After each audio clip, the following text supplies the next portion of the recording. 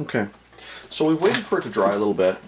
Something else I did while it was drying was I actually used my the edge of my paper towel, and I kind of brushed it down like this while it was still slightly dry, or slightly wet. And what that did is it created that these kind of reflection lines.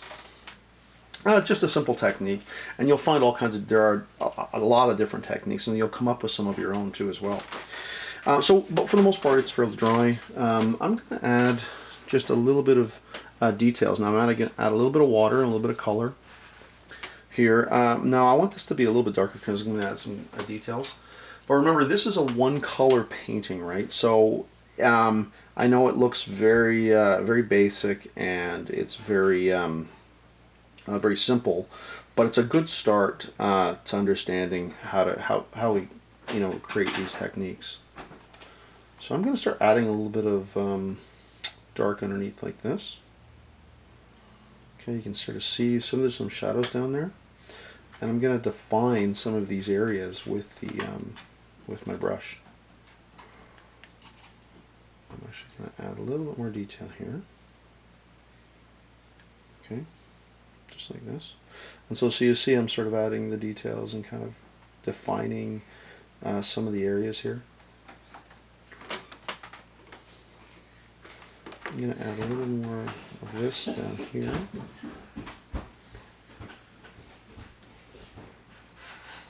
Okay, now I'm sort of mimicking that shadow that's underneath there in the water. I'm going to add this too, and the reason I'm going to add this because I'm going to add the little detail here of that part of the rock formation.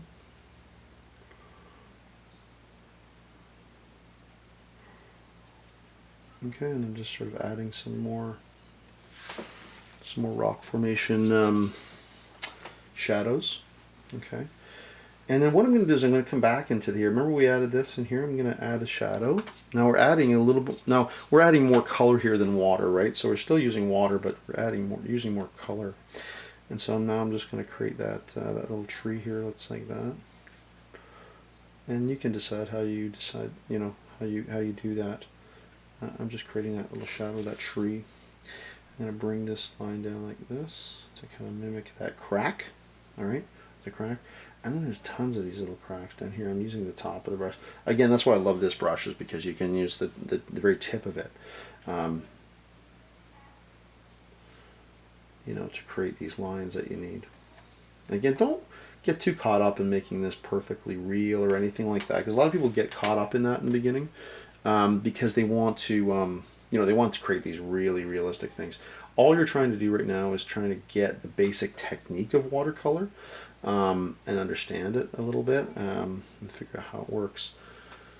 A little bit of shadow there, add that down like that. And then there's another sort of darker shadow here.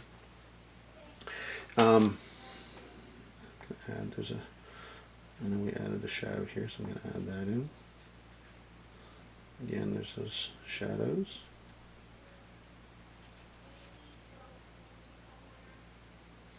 Okay. I'm going to add a little shadow down here. Okay, like that. And then I'm going to add more of these lines. There's a line here that went like that. Some of these lines. It's important to be observant when you're painting in art too, as well. Like to see what's actually happening as opposed to what you might think is happening. Take a real good look and really sort of understand what's going on. And right now, we're looking at this. We're looking at a lot of cracks, and feel the form. The shape of that form of those rocks coming down, the flowing movement of them. You can spend a lot of time going through all these little rock formations and shapes, right? But you can start to see it come out a little bit.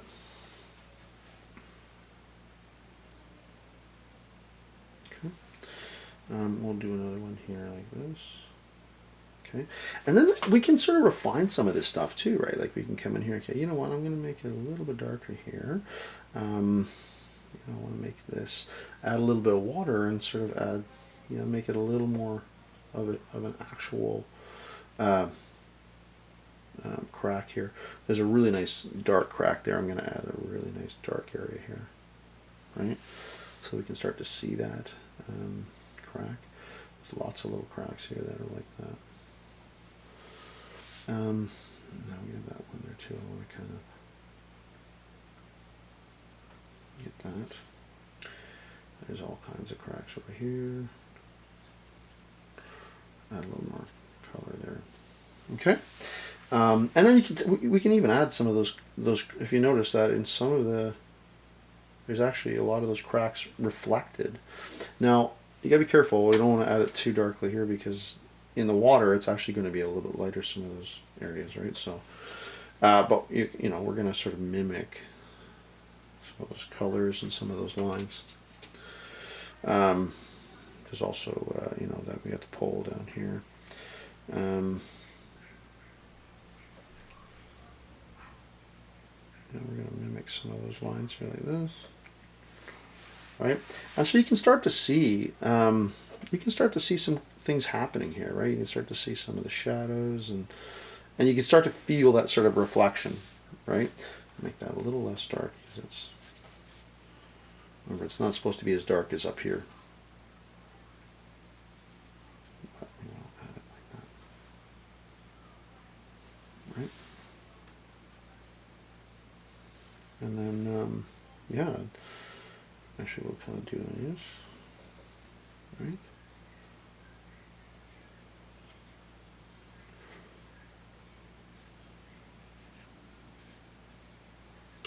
And then I want to really sort of accent that area down here.